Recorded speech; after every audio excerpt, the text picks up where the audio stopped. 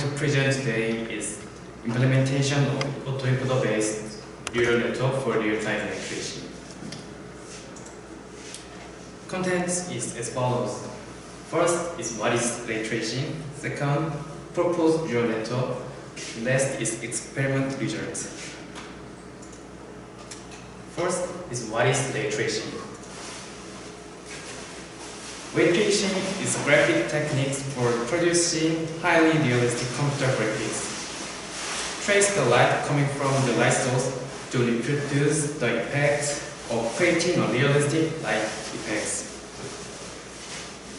However, tracking rays from the light source is practically impossible because the rays of the light source hit the object and we don't know whether the reflected light is directly toward the camera. Therefore, instead of tracking the light starting from the light source, we use method of tracking light from camera to the light source. This is called path tracing. Path tracing checks the rays starts pixel by pixel from the camera and the reflected light arrives at the light source. Light is divided into primary ray from camera to object and secondary ray from object to the outer place. Secondary ray effects include reflection, diffraction, and shadow. Last is global illumination. These images are rendered images according to the number of samples per pixel. In path tracing, ray is called sample. How many samples per pixel you use affect performance because the pixel value is the average of the value of the samples. But as sample per pixel increase, the amount of calculation increases dramatically. So we propose a method of denoise using neural network using images rendered with a small number of samples, like this. This image denoise image using neural network. Second, introduce proposed neural network. The block diagram of the overall structure is as follows. First of all, the rendering process is assumed to be a black box. Processing is done using the color, specular, diffuse, normal, albedo, and depth output after rendering in the renderer. Collect the processed features and use them as input to neural network. The image passing through the neural network consists of 3 channels, red, green, blue. The pre-processing diagram is as follows. When the value with large fluctuation are used as an input for neural networks, there is a possibility that the model will be released. Therefore, it is used by changing the standard deviation from the square root of values.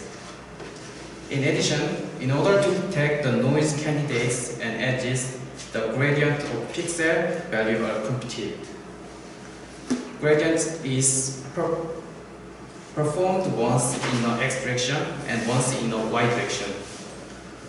Lastly, using the median value with some of the noise removed, additional hits are given to the neural network. This is only applied in the color, specular, and diffuse where noise existed. The following features are used after pre-processing is complete. Plane features has 3 channels except depth has 2 channels, and standard deviation features has 2 channels except depth has 1 channel. These are generated by the renderer have a total 22 channels. Vertical gradient features has 3 channels except depth has 2 channels, and also horizontal gradient features has 3 channels except depth has 2 channels. And median blurring features has 3 channels. After pre-processing is completed, There are 63 pictures in total. The neural network structure is shown in this figure. Encoding is a work that reduces the size of image and increases the number of picture maps. And rectifier linear unit is used as an activation function. Weight in each layer in encoding is saved and used as a skip connection in decoding. Decoding is a process that the pictures are reduced again and the original image is restored. The decoder's activation function uses key rectifier linear unit. The construction layer is post-processing the image that completed encoding and decoding. This is used to remove the noise that is not removed at encoding and decoding layer and check patterns that are created in boundary of the filter. Images that pass this layer are converted into a 3-channel image comprised of only R, G, and B from the image comprised pictures pattern.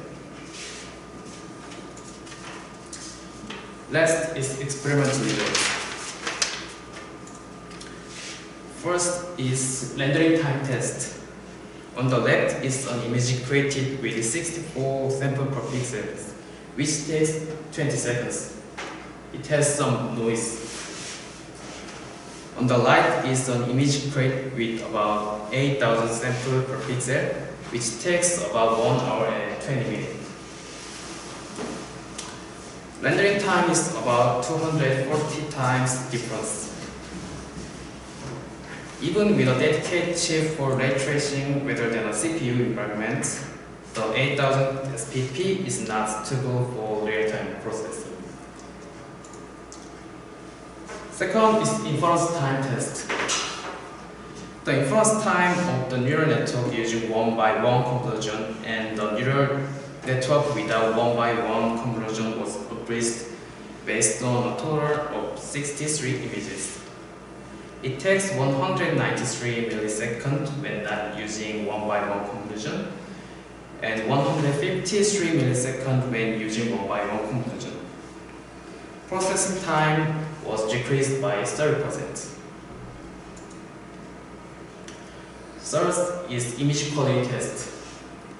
When using one-by-one convolution, the image quality can be improved by at least 10% to as much as 20%. This can be seen as the result of increased non-linearity by using one-by-one convolution. Thank you. 여기까지.